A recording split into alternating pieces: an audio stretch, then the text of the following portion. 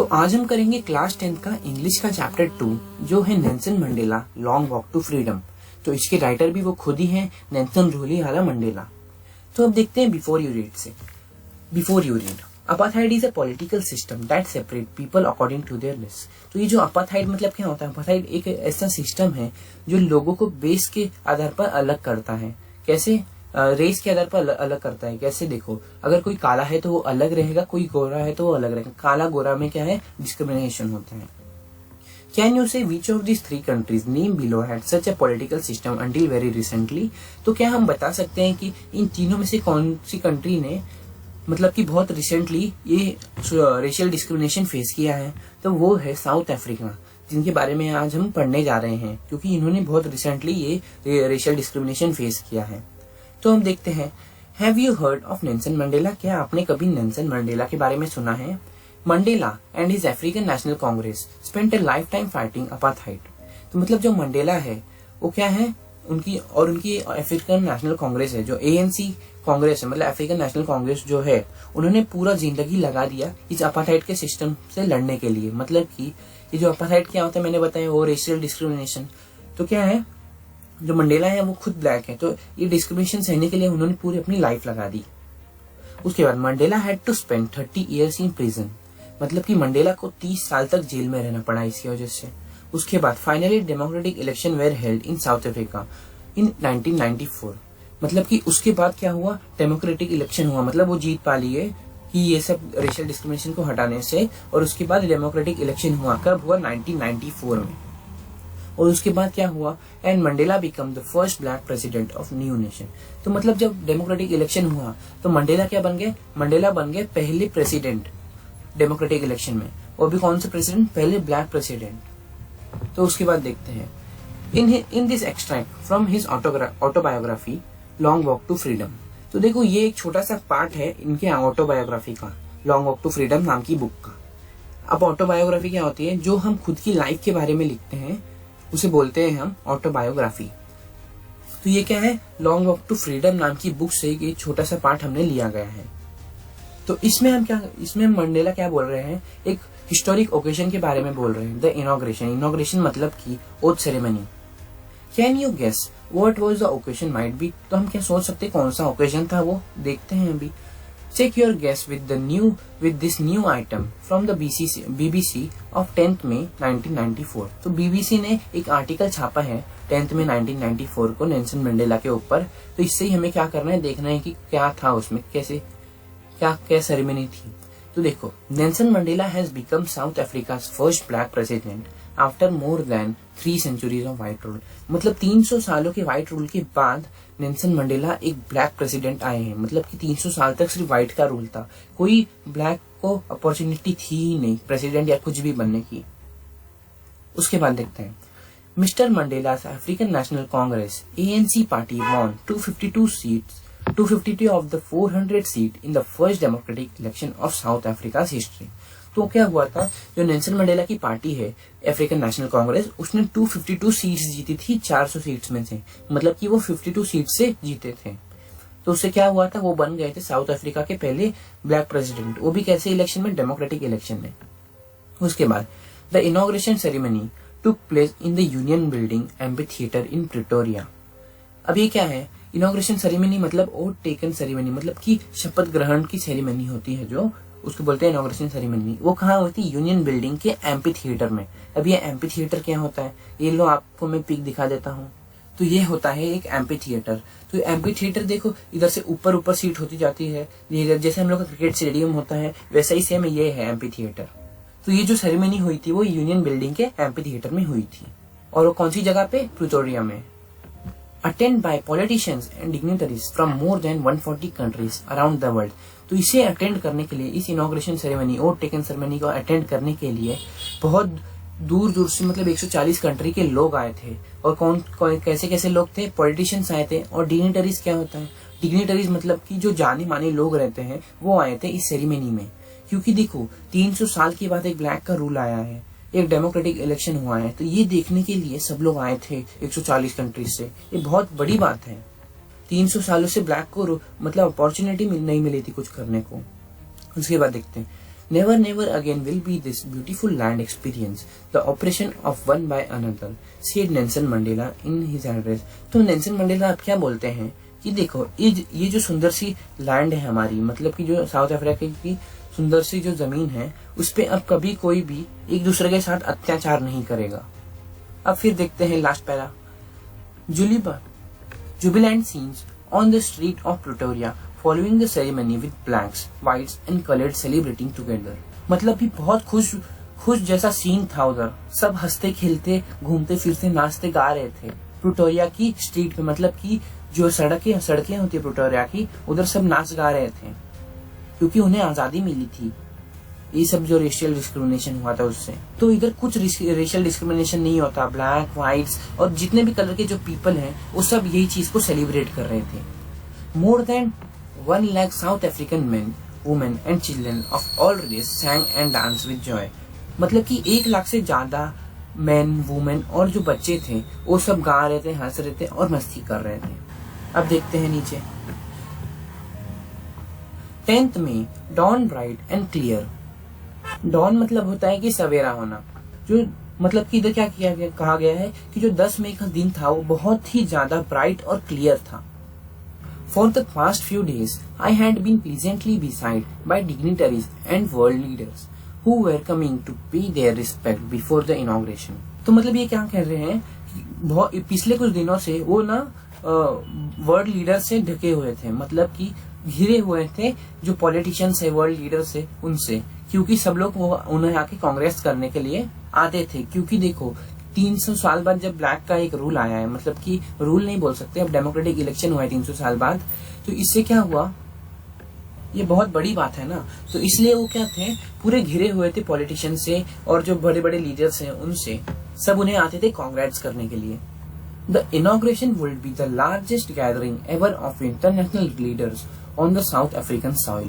तो इधर क्या कह रहे हैं, ये जो ओथ लेने वाली सेरेमनी है, ओथ टेकन सेरेमनी जो है वो अभी तक की बहुत बड़ी सेरेमनी है. मतलब कि इतने लोग जुटे हैं, इतने बड़े बड़े पॉलिटिशियंस जुटे हैं, 140 कंट्री के पॉलिटिशियंस आए हैं और जाने माने लोग आए हैं.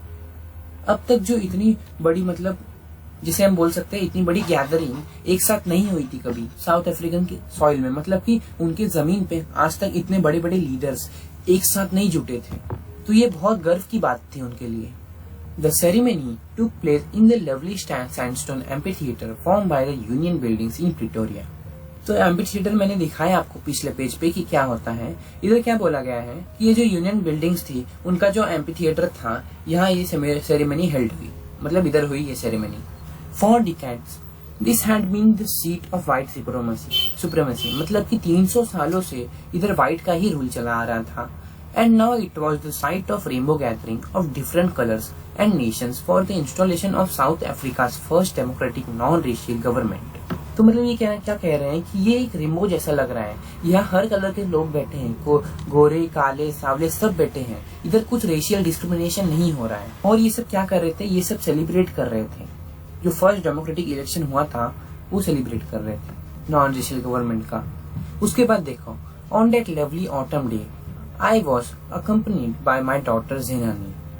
तो मतलब उस दिन एक सुंदर सा ऑटम का दिन था. मतलब कि देखो ना, जो बारिश के बाद आती है उसे बोल सकते हैं हम ऑटम. मतलब कि जो बारिश और ठंडी के बीच में आती है उसे हम बोलते हैं ऑटम. तो उस ऑटम के दिन क्या हुआ, मैं अपने डॉटर के साथ था जो थी ज़ेनानी.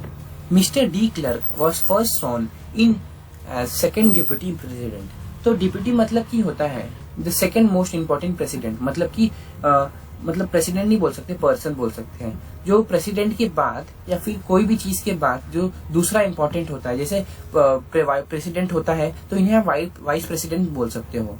तो यहाँ क्या होता था, साउथ अफ्रीका में 2 वाइस प्रेसिडेंट होते थे. तो देखो यहाँ क्या दिया है, सबसे पहले क्या हुआ, मिस्टर डी क्लर्क जो अफ्रीकन नेशनल कांग्रेस में होंगे, उन्होंने क्या किया, सबसे पहले जाके उन्होंने शपथ लिया, ओथ लिया सेकेंड डिप्यूटी प्रेसिडेंट के लिए. Then Thabo Mbeki was sworn in the as first deputy president. उसके बाद क्या हुआ, थाबो मेबिकी वो गए अपना, मतलब कि वो भी गए ओथ लेने. मतलब इधर मैंने बोला कि इधर 2 वाइस प्रेसिडेंट होते हैं, तो हमने देखा कि मिस्टर डी क्लर्क थे, अब थाबो मेबिकी ये थे सेकंड वाले, ये थे फर्स्ट वाले। तो इन्होंने भी ओथ ले लिया अपना। उसके बाद देखो ये क्या बोलते हैं, when it's my turn I place to obey and uphold the constitution and to devote myself to the well being of republic and its people. तो ये क्या बोलते हैं, मैंने ये शपथ ली कि मैं जो कॉन्स्टिट्यूशन है उसे मैं ओबे करूंगा। ओबे करूंगा मतलब हो गया कि मानूंगा, और मैं अपनी पूरी शक्ति लगा दूंगा इस देश को बेहतर बनाने के लिए और इस देशवासियों को बेहतर बनाने के लिए।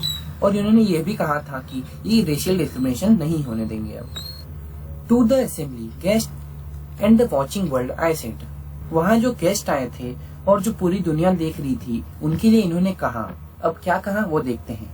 Today all of us do by our presence here confer glory and hope to newborn liberty. तो ये कहे कि हम लोग जो यहाँ पर इकट्ठा हुए हैं, ये जो नई आजादी मिली है इसे सेलिब्रेट करने के लिए। उसके बाद देखते हैं, out of the experience of an extraordinary human disaster that lasted too long must be born a society of which all humanity will be proud. तो यहाँ ये कहते हैं कि हमने जो एक extraordinary human disaster face किया है, मतलब कि हमने जो रेशियल डिस्क्रिमिनेशन फेस किया है, अब उस एक्सपीरियंस से एक सोसाइटी तो फॉर्म हो गई होगी, मतलब कि उससे एक अच्छी सोसाइटी क्रिएट हो गई होगी। अब मतलब कोई रेशियल डिस्क्रिमिनेशन खत्म हो गया होगा, आपके दिल में ये फीलिंग आई होगी। इससे क्या होगा, जो मानवता समाज है उन्हें गर्व होगा। उसके बाद we who were outlaw not so long ago. तो इसका मतलब पहले देख लो, जो साउथ अफ्रीका है उधर रेशियल डिस्क्रिमिनेशन होता था। ये देखो मैं सिर्फ वी हु वर आउटलॉ का मतलब बता रहा हूँ। साउथ अफ्रीका जो था उधर रेशियल डिस्क्रिमिनेशन होता था, उसकी वजह से बहुत सारी कंट्रीज ने क्या किया था, उनके साथ रिलेशन तोड़ दिया था। काले गोरों का इन लोग क्या करते थे, डिस्क्रिमिनेशन करते थे, इसलिए बहुत सारी कंट्रीज ने उनसे रिलेशन तोड़ दिया था। तो यहाँ ये कहे कि देखो हमारा जो देश है उनसे बहुत सारे देशों ने रिलेशन तोड़ दिया था। वी हु वर आउटलॉ का मतलब यह होता है, have today been the rarest privilege to be host to the nation of the world on our own soil। ये बोलते हैं कि अब ये सब कुछ खत्म हो गया है, अब हम क्या कर रहे हैं, होस्ट कर रहे हैं। ये एक बहुत रेयर मौका मिलता है कि जिन्होंने हमारे साथ रिलेशन तोड़ा था, अब वही हमारे कंट्री में आके, हमारे सॉइल में आके क्या कर रहे हैं, हम लोग होस्ट कर रहे हैं, वो हमारी बातें सुन रहे हैं। होस्ट मतलब आपको पता ही होगा, मेजबानी करना। वो भी किसके सामने कर रहे हैं, जो पूरी वर्ल्ड की जो बहुत सारी कंट्रीज हैं उनके पॉलिटिशियंस के सामने कर रहे हैं। We thank all of our dignitaries, international guests for having come to take possession with the people of our country of what is, after all, a common victory for justice, for peace, for human dignity। हम सब मिलके thanks करते हैं जो सब यहाँ आए हैं, जो इंटरनेशनल गेस्ट, तो मतलब जो बाहर के देश से आए हैं, उन्हें हम थैंक्स करते हैं, शुक्रिया करते हैं। क्यों शुक्रिया करते हैं, हमारी खुशी में शामिल होने के लिए। तो इधर ये सिर्फ यही बोलते हैं कि ये जो खुशी है ये आप शेयर करने के लिए आए, इसके लिए थैंक यू, इतना ही बोलते हैं। और फिर लास्ट लाइन में ये क्या बोलते हैं, हम सब जो लोग यहाँ आए हैं, ये हम सब के लिए जीत है। कैसी जीत, न्याय की जीत, शांति की जीत, ह्यूमन की डिग्निटी की जीत, मतलब कि इंसान की इज्जत की जीत है।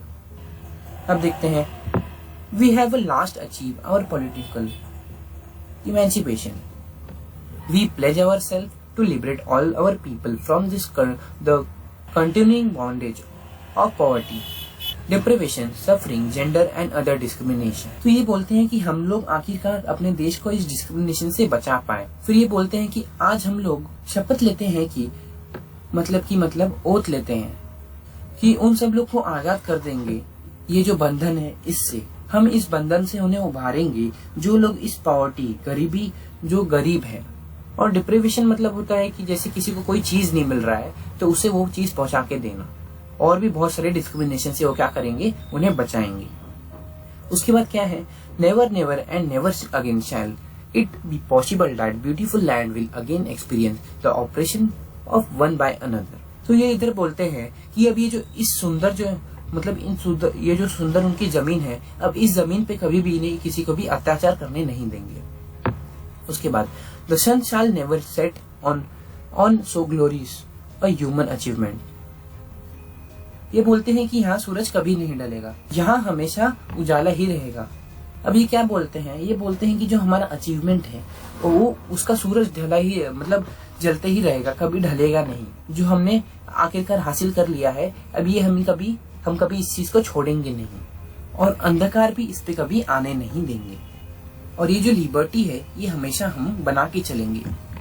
फिर इन्होंने बोला let freedom reign, God bless Africa, मतलब कि आजादी आ गई, God bless Africa. At a few moment later we all lifted our eye in awe at a spectacular array of South African jet. तो ये बोल रही कि कुछ समय बाद हमने जब आसमान की तरफ देखा, ऊपर देखा, तो हमने देखा कि जो साउथ अफ्रीकन जेट हैं वो बहुत अच्छे अच्छे नजारे दिखा रहे हैं। Helicopter and troops carrier rode in perfect formation over the Union buildings. तो ये जो यूनियन बिल्डिंग है, यूनियन बिल्डिंग के ऊपर क्या कर रहे हैं, साउथ अफ्रीकन जेट, हेलीकॉप्टर और ट्रूप्स कैरियर रोड क्या कर रहे, चिल्ला रहे, ऐसा लग रहा है। और बहुत अच्छे अच्छे क्या दिखा रहे, नजारे दिखा रहे, करतब दिखा रहे। It was not only a display of pinpoint precision and military force, but a demonstration of military's loyalty to democracy। तो मतलब ये जो लोग करतब दिखा रहे थे आसमान में, ये डिस्प्ले कर रहे थे कि ये जो इनकी मिलिट्री है वो लॉयल है, वो ईमानदार है। टू अ न्यू गवर्नमेंट, मतलब कि इस गवर्नमेंट के प्रति। To a new government that had been freely and fairly elected, मतलब कि जो नई गवर्नमेंट आई है जिन्हें फ्री और फेयरली इलेक्ट किया गया है, मतलब कुछ झोल नहीं हुआ है इस इलेक्शन में। Only movement before the highest general of south Africa defence force and police. तो ये बोल रहे हैं कि अभी सिर्फ कुछ समय पहले ही, मतलब जब ये नजारा दिखा रहे थे हेलीकॉप्टर, ट्रूप्स और ये अफ्रीकन जेट्स, उससे थोड़े टाइम पहले ही जो बड़े बड़े जर्नल्स हैं और जो पुलिस हैं, आगे देखते हैं, their chest bedecked with ribbons and medals from day gone by. तो मतलब जो उनकी छाती है वो सजी हुई है, वो सजी हुई किससे है, जो मेडल से हैं और बहुत सारे रिबन से हैं। अब डे गॉन बाय मतलब इन्होंने क्या बोला है कि जो मेडल्स है, इन्होंने कुछ अच्छा काम किया होगा, अच्छा कर्म किया होगा, तभी तो इन्हें आया होगा मेडल्स, ये सोच के इन्होंने बोला। उसके बाद saluted me and pledge their loyalty. तो इन्होंने मुझे सैल्यूट किया और उन्होंने क्या किया, प्लेज किया कि अब वो इस गवर्नमेंट के प्रति लॉयल रहेंगे। I was not unmindful of the fact that not so many years before they would not have saluted but arrested me। तो ये क्या बोलते हैं, आज से कुछ साल पहले इन्होंने मुझे सैल्यूट नहीं किया था, इन्होंने मुझे अरेस्ट कर लिया था। Finally a chevron of Impala jets left a smoke trail of the black, red, green, blue and gold of the new South African flag। तो अब यहाँ क्या बोला जा रहा है कि जो इम्पाला जेट्स थे, मतलब जेट्स जो थे इम्पाला जेट्स, वो क्या कर रहे थे, वो एक वी शेप का फॉर्मेशन बना के क्या कर रहे थे, जेट्स उड़ा रहे थे और पीछे से उनके स्मोक आ रहा था। स्मोक कैसा आ रहा था, जो साउथ अफ्रीकन जो फ्लैग होता है वैसा स्मोक आ रहा था। साउथ अफ्रीकन फ्लैग आपने देखा हो, तो नहीं देखा हो तो एक बार आप गूगल पे सर्च करके देख लेना। उसके अंदर से ये सारे कलर्स निकल रहे थे, black, red, blue, green and gold, मतलब कि अलग अलग प्लेन से क्या कर रहे थे, वी शेप बना के। चेवरन मतलब होता है कि a pattern in the shape of V, तो वी शेप बना के एक पैटर्न में वो क्या कर रहे थे, स्मोक छोड़ रहे थे। जैसे कि हमारे इंडिया का देखा होगा आपने कि 3 जेट्स आते हैं, वो क्या करते हैं, स्मोक छोड़ते हैं, कोई ऑरेंज छोड़ता है, कोई व्हाइट छोड़ता है और कोई ग्रीन छोड़ता है। तो वैसे ही क्या है, इनके थोड़ा ज्यादा कलर्स है, इसलिए इन्होंने वी शेप का फॉर्मेशन बना के अलग अलग कलर्स क्या है इनके प्लेन से इजेक्ट किए हैं। उसके बाद देखते हैं, the day was symbolised for me by the playing of our 2 national anthem and the vision of white singing Nakoshi a Sikheleli, I Africa and blacks singing that they dashed him, the old anthem of the republic। तो इधर क्या बोल रहे हैं, उस दिन क्या कर रहे थे, काले लोग और जो गोरे लोग थे वो अपना अलग अलग नेशनल एंथम गा रहे थे। तो इसकी वजह से क्या होगा, ये जो है नेल्सन मंडेला, उन्हें वो दिन याद रहा। कैसे देखते हैं, जो काले लोग थे वो अपना कुछ अलग गाना गा, अलग नेशनल एंथम कर रहे थे, और जो दूसरे लोग थे, व्हाइट लोग थे, उन लोग कुछ अलग कर रहे थे। और मेन चीज तो ये थी कि उन्हें एक दूसरे का ये सब कुछ समझ नहीं आता था। Although that they neither group knew the lyrics of the anthem they once despite, they would soon know the word by heart। तो मतलब कि उस दिन जो काले लोग थे उन्हें ना ही गोरे लोग का नेशनल एंथम पता था, ना ही जो गोरे लोग थे उन्हें काले लोग का नेशनल एंथम पता था। उनके अंदर क्या वर्ड्स मीनिंग है वो भी कुछ नहीं पता था उन्हें। ये ऐसा इसलिए था क्योंकि वो एक दूसरे से बहुत ही ज्यादा नफरत करते थे, इसलिए उनके अंदर कभी इंटरेस्ट ही नहीं आया कि उनके जो नेशनल एंथम है उसका मीनिंग समझे। They will soon know the word by heart. लेकिन फिर कुछ दिनों बाद इन्हें जो इनके नेशनल एंथम का मीनिंग है वो दिल से याद हो जाएगा। On the day of inauguration I was overwhelmed with a scene of history. तो ये जो नेल्सन मंडेला है ये बोल रहे हैं कि इनॉग्रेशन के दिन वो थोड़े से इमोशनल हो गए थे पुरानी जो बातें हैं उन्हें याद करके, जो पुरानी हिस्ट्री में क्या हुआ था उन्हें याद करके। In the first decade of 20th century, अब 20th सेंचुरी तो आपको पता होगा जो 1900 से लेके 2000 तक रहती है, मतलब 1900 से लेके 2000 तक जो रहती है वो रहती है 20th सेंचुरी। और ये क्या दिया है डिकेड, फर्स्ट डिकेड मतलब कि जो स्टार्टिंग के 10 साल रहते हैं, मतलब कि क्या 1900 से लेके 1910 तक ये रहते हैं first decade. A few years after the bitter Anglo-Boer War and before my own birth, तो ये बोल रहे हैं कि जो 20th सेंचुरी का जो स्टार्टिंग था, मतलब 1901 से लेके 10 तक, एंग्लो वॉर के कुछ सालों बाद और उनके जो जन्मदिन है उनके कुछ साल पहले। तो ये देखो एंग्लो बोयर वॉर मतलब पता क्या होता है, एंग्लो मतलब होता है ब्रिटिश और बोयर मतलब क्या होता है साउथ अफ्रीका। तो ब्रिटिश और जो साउथ अफ्रीका वॉर था उसके थोड़े टाइम बाद the white skin people of south Africa patched up there differences and erected a system of racial dominance against the dark skinned people of their own land. So मतलब कि इधर क्या बोल रहे हैं कि जो व्हाइट स्किन पीपल थे उन्होंने क्या किया, पैचअप कर लिया। तो उससे क्या हुआ, जो उनके बीच का जो भी डिफरेंस था उन्होंने वो सब सुलझा लिया था। और उसके बाद उन्होंने क्या किया, एक ऐसा सिस्टम ला दिया जो रेशियल डोमिनेंस करता हो, मतलब कि जो रंग के आधार पर भेदभाव करता हो। और वो भी कहाँ किया, उनकी ही जो कंट्री के लोग थे उन पर ही इन लोगों ने क्या किया, उनकी ही कंट्री के जो ब्लैक पीपल्स थे उनके ऊपर इन्होंने अत्याचार करना शुरू कर दिया। मतलब कि इन्होंने क्या किया, अपार्थाइड का सिस्टम लागू कर दिया। The structure they created form the basis of one of the harshest most inhuman society the world has ever known. तो जो स्ट्रक्चर था उन्होंने क्रिएट किया था तो बहुत ही ज्यादा क्या था, क्रूएल था, मतलब कि बोल सकते हैं बहुत ही ज्यादा गंदा स्ट्रक्चर था जो उन्होंने लगा दिया था उनके ऊपर। बहुत ही ज्यादा इनह्यूमन था, मतलब कि अमानवीय स्ट्रक्चर था। Now in the last decade of 20th century and on my own 8th decade as a man. अब last decade of 20th century मतलब कि आपको समझ गया होगा कि जो 1991 से लेकर जो 2000 तक का जो दिन था उसे बोल सकते हैं लास्ट डिकेड। और क्या बोले हैं कि जो उनका खुद का 8th डिकेड मतलब कि 70 to 79 ईयर्स 80 ईयर्स बोल सकते हो आप, उसे लास्ट डिकेड बोला जाएगा। और जब नेल्सन मंडेला का लास्ट डिकेड 8th डिकेड चालू था एक आदमी होने का, that system had been overturned forever and replaced by one that recognized the right and freedom of all people. तो ये बोल रहे हैं कि जब इनका 70 to 79 ईयर्स के बीच में, मतलब कि अगर स्पेसिफिकली बताओ तो जब ये 74 ईयर्स के थे तो वो जो सिस्टम था वो हटा दिया गया था और क्या किया था, उसे रिप्लेस कर दिया गया था उस चीज से जिसमें सबको इक्वल राइट्स हो, जैसे भी आपका कलर हो, जैसे भी आपका कास्ट हो, उससे कुछ भी डिस्क्रिमिनेशन नहीं होगा regardless of the color of their skin. That day has come about through the unimaginable sacrifices of thousands of my people.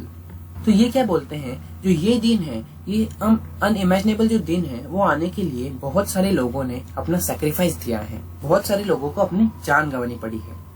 People who suffering and courage can never be counted or repeat. तो मतलब यहाँ क्या बोल रहे हैं कि मतलब जितना दर्द उन्होंने सहा है और झेला है उतना दर्द मतलब हम उन्हें किसी भी तरीके से वापस नहीं कर सकते, मतलब कि उन्हें अब ठीक तो कर नहीं सकते, रीपे कर नहीं सकते। उसके बाद देखो, I felt that day as I have on so many countries day that I was the sum of all those African patriots who had gone before me. वो बोले कि वो जो ज्यादातर दिन सोचते रहते थे, पहले जो भी देशभक्त थे सबका वो है, मतलब कि जो नेल्सन मंडेला है वो एक सम है जो इस चीज को क्या किए, पा चुके और लड़के जीत हासिल किए।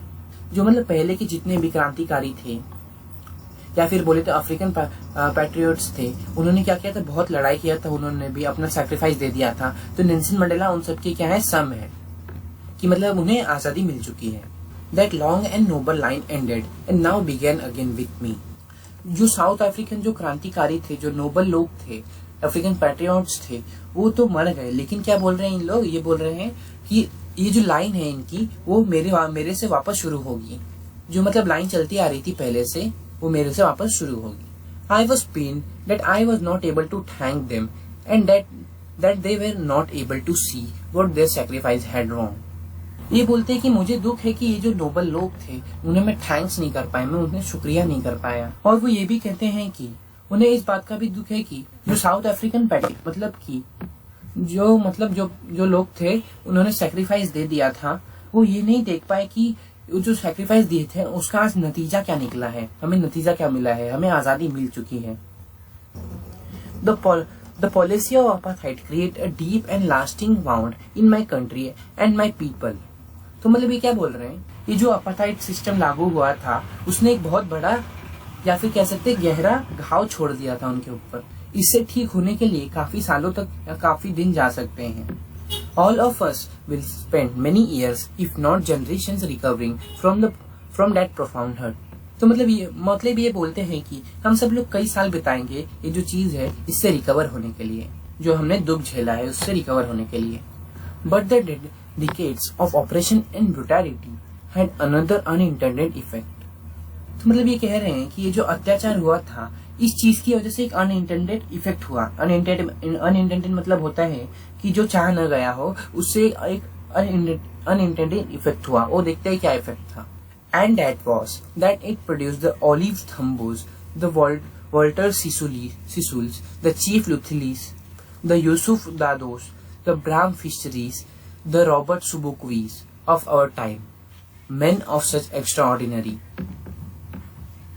courage, wisdom and generosity that their like may never be known again. तो देखो जो हमने अभी देखा कि जो उस अत्याचार की वजह से क्या हुआ था, बहुत सारे लोग निकल के आए। कौन से लोग थे? ओलिव थम्बोजी, ये जो सब नाम है ये सब लोग निकल के आए। अब देखो ऐसे ही और लोग निकल के आए। इधर क्या दिया है, ऐसे ही और लोग निकल के आए। जैसे आप देख सकते हो इधर क्या दिया है, किसी भी नाम के आगे द क्यों डालते हैं? द तो नहीं डाला जाता ना। The Oliver Tambos, the Yusuf दादोस, मतलब कि जैसे हम बोलते हैं ना कि the Sachin Tendulkar, the Virat Kohli's, मतलब कि विराट कोहली, इसके जैसे ही और भी लोग होंगे, इसके जैसे ही लोग निकल के आए हैं। ये बोले जा रहे हैं ये लोग। तो ये बोलते हैं कि इस अत्याचार की वजह से इतने ग्रेट महान लोग निकल के आए हैं। और ये जो लोग थे वो काफी एक्स्ट्रा माइंडेड थे, एक्स्ट्रा ऑर्डिनरी थे। और देखो यहाँ में ये भी कहा गया है कि देखो उनके अंदर काफी ज्यादा करेज भी था, उनके अंदर बहुत सारी बुद्धि भी थी और वो काफी ज्यादा उदार भी थे। That there may never be known। और उसके बाद क्या बोला इन्होंने, इनके जैसे लोग शायद ही हमें आगे देखने मिले। मतलब कि ये इतना महान मानते थे कि ये सोचते थे कि इनके जैसा कोई और है ही नहीं। मतलब देखो इन्होंने क्या किया है, अपनी लाइफ को क्या किया, पूरा डाल दिया, तो उसमें ही झोंक दिया था फ्रीडम पाने के लिए सब लोग ने। Perhaps it required such depth of operation to create such height of character। तो ये बोल रहे कि बहुत मुश्किल से ही ऐसे लोग मिलते हैं। उसके बाद देखो, my country is rich in minerals and gems that lie beneath in its soil, but I have always known that its great wealth, its people finer and true than the purest diamond. Nelson Mandela बोलते हैं कि जो मेरा देश है इसके अंदर minerals और जेम्स तो बहुत सारे हैं मिट्टी के नीचे, जमीन के नीचे, लेकिन वो बोलते हैं कि जो साउथ अफ्रीका का जो मतलब सबसे बड़ी संपत्ति है वो उधर के खुद के पीपल ही है, उधर के लोग ही हैं। ये लोग प्योर डायमंड जितने प्योर हैं या उससे भी ज्यादा प्योर है, मतलब शुद्ध है। It is the form comrades in the struggle that I learn the meaning of courage. तो ये बोलते हैं कि इन लोगों की वजह से ही मुझे करेज का मीनिंग समझा है। करेज मतलब क्या होता है वो मुझे समझा है। Time and again I have scene man and women risk and give their life for an idea. तो ये बोल रहे हैं कि मैंने कई बार देखा है कि जो पुरुष या फिर महिला, मतलब आदमी या फिर औरत है, उन्होंने अपना जीवन सेक्रीफाइस कर दिया है कोई आइडिया के लिए, मतलब कि किसी कारण से या फिर किसी चीज से लड़ते हुए उन्होंने अपना जीवन सेक्रीफाइस कर दिया है। I have seen men stand up to attack and talk without breaking, showing a strength and resilience that defies the imagination. तो ये बोलते हैं कि मैंने देखा है कि कई पुरुष लोग को जो इतना टॉर्चर करने के बाद, इतना अटैक करने के बाद भी घबराते नहीं हैं और सब झेल जाते हैं। मतलब कि उन्हें कितना भी मार पीट लो लेकिन वो कभी भी सच उगलते नहीं है। मतलब अगर कुछ कंट्री के बारे में है तो कभी उगलते नहीं है जो हमारी कंट्री को नुकसान पहुंच सके। और वो ये भी बोलते हैं कि वो इतना झेल लेते हैं जितना हम सोच भी नहीं सकते। वो अपने झेलने की भी आखिरी स्टेज तक झेल लेते हैं। I learn that courage was not the absence of fear but Trump over it. तो ये बोल रहे हैं कि करेज मतलब मैंने सीखा है जो कि करेज मतलब क्या होता है, सिर्फ डर खत्म हो जाना नहीं होता है। करेज मतलब ये होता है कि डर तो खत्म हो जाना, लेकिन उसके साथ वो डर के आगे वो जीत भी आपको पाना चाहिए। और वो बोलते हैं कि अगर हम डर के आगे जीत पा लेते हैं तभी हमारे अंदर करेज है। The brave man is not he who does not feel afraid but he who conquer that fear. तो ये बोला गया है कि एक बुद्धि वाला व्यक्ति, एक ब्रेव मैन वो नहीं कि जो सिर्फ डरना छोड़ दे, बल्कि वो डर के आगे जीत पा ले, उसे ही हम ब्रेव मैन बोलेंगे। अब नीचे देखते हैं। No one is born hating another person because of the colour of his skin और हिज बैकग्राउंड और हिज रिलीजन। तो यहाँ बोला गया है कि जब कोई भी इंसान पैदा होता है तो वो ना ही उसके दिल में कोई भी नफरत नहीं भरी होती। नफरत इन द सेंस किस चीज को लेकर, ना ही कलर को लेकर, ना ही उसके बैकग्राउंड को लेकर, ना ही किसी के रिलीजन को लेकर। People must learn to hate and if they can learn to hate then they can also learn and then they can also be taught to love for love. तो ये बोल रहे हैं कि उन्हें सिखाया जाता है कि नफरत कैसे की जाती है। और उसके बाद ये भी बोल रहे हैं कि अगर आप उन्हें नफरत करना सिखा सकते हैं तो आप उन्हें प्यार करना भी सिखा सकते हैं।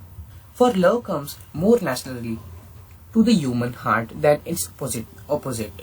वो बोल रहे हैं कि प्यार करना सिखाना बहुत ही इजी होता है, बहुत ही आसान होता है, क्योंकि लव है वो नेचुरली आता है किसी के भी इंसान के दिल में, फिर किसी के इंसान के ऊपर। Even in the grimmest time in the prison. Grimmest मतलब होता है कि सैडेस्ट, मतलब कि जब एकदम दुख भरा समय था, जब जेल में थे। When my comrades and I were pushed to our limit। तो वो कहते हैं जब मेरा दुख भरा समय था, जब मैं जेल में था, तब क्या हुआ था, तब उन्हें क्या किया जाता, उनके साथियों के साथ उन्हें बहुत मारा जा रहा था, बहुत परेशान किया जा रहा था, बहुत टॉर्चर किया जा रहा था। आप बोल सकते हो ना 3rd डिग्री टॉर्चर, एकदम लास्ट स्टेज होता है जो, उतना बोल सकते हो, उतना टॉर्चर किया जा रहा था, उतना मारा जा रहा था। वो उनके बर्दाश्त के हद के बाहर भी हो गया था। I will see a glimmer of humanity in one of the guard, perhaps just for a second। तो ये बोलते हैं कि उस समय भी मैंने देखा था कि एक हल्की सी झलक थी इंसानियत की एक गार्ड के अंदर, मतलब कि एक सिपाही के अंदर एक हल्की सी झलक थी इंसानियत की, भले ही वह छोटे से 1-2 सेकंड की, 1 ही सेकंड की क्यों नहीं थी। But it was enough to reassure me and keep me going. तो वो बोलते हैं कि इतना सा ही झलक ह्यूमैनिटी का मुझे काफी था मेरे अंदर, जो मुझे लड़ने में मदद करे। तो इससे हमें पता चलता है कि ह्यूमैनिटी का बहुत ताकत होता है। Man's goodness is a flame that can be hidden but never be extinguish. तो यहाँ बोल रहे हैं कि जो इंसान की जो अच्छाई होती है वो एक आग की तरह होती है, जो हम छुपा तो सकते हैं, छुपाई तो जा सकती है, लेकिन कभी बुझाई नहीं जा सकती। मतलब जैसे इन्होंने देखा एक गार्ड के अंदर ह्यूमैनिटी भले ही 1-2 सेकंड के लिए वो छुपा नहीं पाया था, लेकिन खत्म भी तो अपने अंदर से कभी कर नहीं सकता। अब देखते हैं next. In life every man has twins obligations.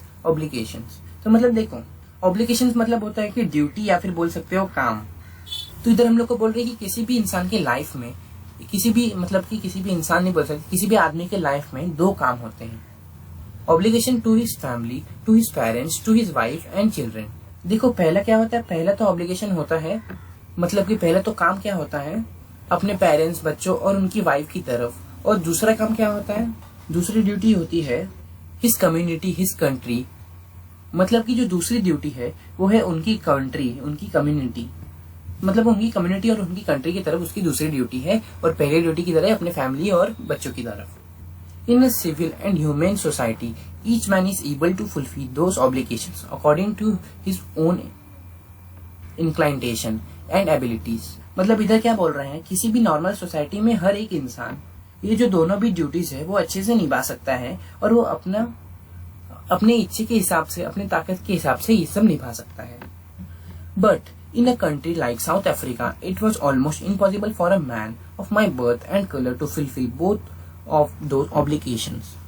तो ये बोल रहे हैं कि जो साउथ अफ्रीका जैसी कंट्री है उसमें ये दोनों भी ड्यूटीज मेरे लिए, मतलब कि ये दोनों भी ड्यूटीज मेरे जैसे ब्लैक के लिए निभाना इम्पॉसिबल जैसा है, क्योंकि उधर क्या होता था, रेशियल डिस्क्रिमिनेशन होता था। In South Africa, a man of a color who attempted to live as a human being was punished and isolated in South Africa. Isolated करी है। तो ये क्या कह रहे हैं कि अगर साउथ अफ्रीका में अगर कोई एक ब्लैक इंसान कोशिश करे इंसान की तरह रहने का, तो उसे पनिश कर दिया जाता था और उसे समाज से अलग कर दिया जाएगा। In South Africa, a man who tried to fulfill his duty to his people was inevitably ripped from his family and his home and was forced to live a life apart. तो यहाँ क्या बोल रहे हैं कि south Africa में अगर कोई ब्लैक इंसान कोई कंट्री के प्रति मतलब कुछ भी कंट्री के प्रति कोई ड्यूटी निभाना चाहे तो उन्हें जबरदस्ती क्या किया जाएगा, उसकी फैमिली से अलग कर दिया जाएगा और उसे घर से निकाल दिया जाएगा और उसको एक अलग जिंदगी जीने के लिए मजबूर कर दिया जाएगा। A twilight existence of secrecy and rebellion, और एक अंधकार भरा जीवन जीने के लिए मजबूर कर दिया जाएगा। I did not in the beginning choose to place my people above my family, but in attempting to serve my people, I found that I was prevented from fulfilling my obligations as a son, a brother, a father and a husband. तो वो क्या बोलते हैं, शुरुआत में तो मैंने ऐसा नहीं किया, मतलब कि जो ये है कंट्री के प्रति पहले नहीं निभाया, पहले अपने फैमिली के प्रति निभाया। लेकिन फिर वो बोल रहे हैं कि जब उन्होंने क्या किया, अपने कंट्री के लोगों को हेल्प करने की कोशिश की, मतलब कि काले लोगों को और ब्लैक लोगों को हेल्प करने की कोशिश की, तो उन्होंने पाया कि अगर मैं अपने कंट्री के लोगों को हेल्प करने के लिए जाता हूँ तो देखो जो उनकी फैमिली के प्रति जो ड्यूटी है वो नहीं निभा पाएंगे। वो मतलब कि उन्हें क्या करना पड़ेगा, दोनों में से सिर्फ एक ही चीज सुननी पड़ेगी। ऐसा देखो क्या आ गया था, या तो फैमिली चुनो या तो कंट्री चुनो। फिर देखते हैं आगे। I was not born with hunger to be free, I was born free. ये क्या बोल रही है, जो आजाद होने का जो बुक है ये मेरे अंदर जब मैं पैदा हुआ तब नहीं आया था। इन्हें लगा कि जब ये पैदा है तब ये फ्री है। Free in every way that I could know, free to run in the field near my mother's hut, free to swim in the clear stream, to run through my village, free to roast meals under the stars and ride the broad black or slow moving bulls. तो वो बोल रही कि जब मैं पैदा हुआ तो मुझे लगा मैं फ्री हूँ। मुझे ऐसे कैसे पता लगा, अपनी माँ की जो कुटिया है उसके बगल में जो मैदान था उसमें मैं दौड़ा करता था, वो भी आजादी से। साफ नदी में क्या, साफ और शुद्ध पानी में वो स्विमिंग किया करता था। उसके बाद और उसे मक्के का रोस्ट करने का फ्रीडम था। जो मकई होती है ना उसे बोल सकते हैं कॉर्न को रोस्ट करने का फ्रीडम था। उसको बैलों का चराने का फ्रीडम था। तो मतलब उसको ये सब चीज का फ्रीडम था पहले। As long as I obey my fathers and abide by the custom my tribe, I was not trouble by the law of man or God. तो ये बोल रही कि जब तक मैंने अपने पापा की बात ओबे की, मतलब कि पापा जो भी रीति रिवाज बोलते थे वो मैं ओबे करता था, तब तक तो मुझे कोई प्रॉब्लम नहीं हुई। मुझे कोई भी कानूनी तौर से प्रॉब्लम नहीं हुई और ना ही भगवान से कोई प्रॉब्लम हुई। It was only that when I began to learn that my boyhood freedom was an illusion, when I discover a young man that my freedom has already been taken from me. तो वो बोलते हैं कि मुझे ये तब realise हुआ जब ये मेरा फ्रीडम चले गया, जब ये मेरा जो फ्रीडम था वो एक इल्यूजन था। तो उन्हें ये तब पता चला कि जब वो बड़े हो गए थे तो उन्हें ये पता चला कि उनका फ्रीडम तो उन लोग ने पहले ही छीन लिया है। At first as a student I wanted freedom only for myself. तो पहले तो मुझे क्या चाहिए था, आजादी सिर्फ मेरे लिए चाहिए था। जब मैं स्टूडेंट था, एक बच्चा था थोड़ा सा, the transitory freedom of being able to stay out at night. तो बोलते हैं कि जब उन्हें रियलाइज हुआ कि उनकी आजादी छीन चुकी है तब उन्होंने क्या किया, उनके अंदर एक भूख आ गई फ्रीडम को पाने के लिए। तो बोलते हैं कि पहले जब मैं एक स्टूडेंट था तो उनको एक टेम्परेरी फ्रीडम चाहिए था कि वो जाके रात को बाहर कहाँ कर सकते हैं, घूम सके, read what I place and go where I choose. और उन्हें ये भी फ्रीडम चाहिए था कि जो उन्हें पढ़ना चाहिए, जो उन्हें पढ़ना था वो पढ़ सके और जो उन्हें जहाँ जाना है वो जहाँ जा सके। ये सब चीज का उन्हें फ्रीडम चाहिए था जब वो छोटे थे। Later as a young man in Johannesburg, I yearned for the basic and honorable freedom for achieving my potential. और जब मैं एक जवान व्यक्ति हो गया जोहानिसबर्ग में, इधर ये कह रहे हैं कि जब मैं जवान व्यक्ति हो गया जोहानिसबर्ग में, तो बोल रही कि मैं ये चाहा कि मुझे एक बेसिक सी फ्रीडम चाहिए थी उनके पोटेंशियल पर, of earning my keeps, of marrying and having family, the freedom not to be obstinate in a lawful life. वो बोलते हैं कि मैं अपने पोटेंशियल को इस्तेमाल करके जो भी काम करना है वो कर पाऊँ और अपना जो रोजी रोटी है वो कमा पाऊँ, और वो ये भी बोलते हैं कि मैं शादी कर पाऊँ और एक फैमिली चला पाऊँ। लेकिन वो बोलते हैं कि मुझे एक ऐसी फ्रीडम चाहिए थी जिससे हम एक लॉफुल लाइफ जिए। इसका मतलब कि कोई भी जब मन चाह अरेस्ट ना कर सके। But then I slowly saw that not only was I not free but my brothers and sisters were not free. तब नेल्सन मंडेला को रियलाइज हुआ कि ऐसा नहीं है कि सिर्फ मैं ही फ्री नहीं हूँ, बल्कि जितने मेरे भाई बहन हैं वो भी फ्री नहीं है। I saw that it was not just my freedom that was curtailed, but the freedom of everyone who look like I did.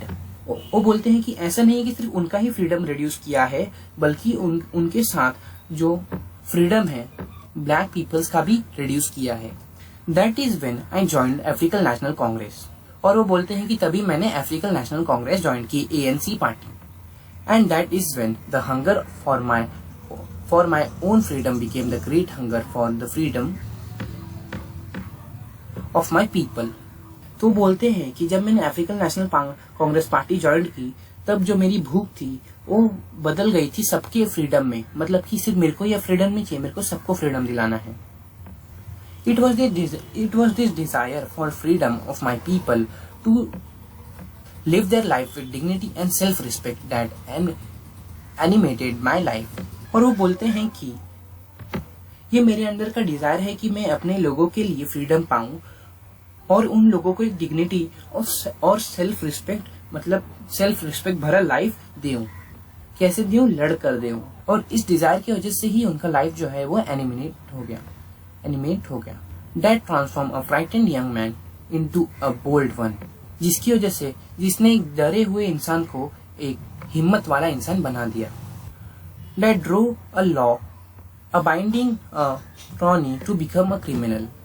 तो ये बोले जा रहे हैं कि जो इंसान एक लॉ फॉलो करता था उसे इन लोगों ने क्रिमिनल बना दिया था। क्योंकि देखो वो आजादी दिलाने के लिए वो क्या करने लगे, लॉ तोड़ने लगे। भले ही वो अच्छाई के लिए तोड़े, लेकिन लॉ तोड़े हैं इसलिए वो क्रिमिनल हैं इन लोग के सेंस में।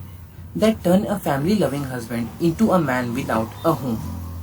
That force a life loving man to live like a monk. तो यहाँ क्या बोल रहे हैं, जो अपनी फैमिली से बहुत प्यार करता था अब वो चेंज हो गया था एक ऐसे इंसान में जिसके पास ना ही घर था ना ही कुछ था, और एक ऐसा पर्सन जिसे जिंदगी से बहुत प्यार था। लेकिन क्या हुआ, जो देखो जिंदगी के नॉर्मल चीज थे उससे उन्हें बहुत प्यार था, वो सब चीज क्या हो गया था, चेंज हो गया था एक मॉन्क में। मतलब कि मोह माया, या फिर आप बोल सकते हो साधु मॉन्क। मतलब आई एम नॉट मोर विट्रियस or self sacrificing than the next man. वो बोलते हैं कि मैं इतना ज्यादा विट्रेस नहीं हूँ कि मैं अपनी लाइफ को क्या कर सकूँ, सेक्रीफाइस कर सकूँ। But I found that I could not even enjoy the poor and a limited freedom I was already when I knew my people where not free. तो वो बोलते हैं कि बट जब मुझे पता चला कि जो नॉर्मल चीजों का फ्रीडम है वो भी हम एंजॉय नहीं कर पा रहे और मैं नहीं कर पा रहा। Freedom is individual. तो इधर क्या बोला गया है, फ्रीडम कभी डिवाइड नहीं किया जा सकता। इंडिविजुअल मतलब क्या हो गया, डिवाइड नहीं किया जा सकता। The chain on any one of my people were the chain on all of them। तो वो बोलते कि जो भी रोक, मतलब कि जो रोक है वो उनके ऊपर लगाई जा रही थी, मेरे लोग पे लगाई जा रही थी, वो रोक उनके ऊपर भी लगाई जा रही थी। The chain on all of my people were the chain on me। जो सबके ऊपर चेन लगी थी वो चेन भी मेरे भी ऊपर लगी थी। I knew that the oppressor must be liberated just as surely as the oppressed।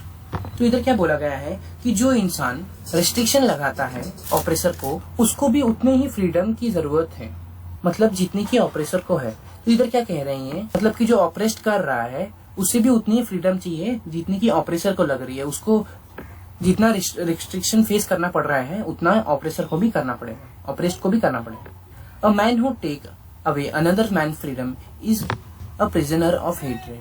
तो ये क्या बोला गया है कि जो इंसान किसी दूसरे इंसान की आजादी छीन लेता है वो खुद भी एक, मतलब कि वो खुद भी एक नफरत के एक पिंजरे में कैद हो जाता है।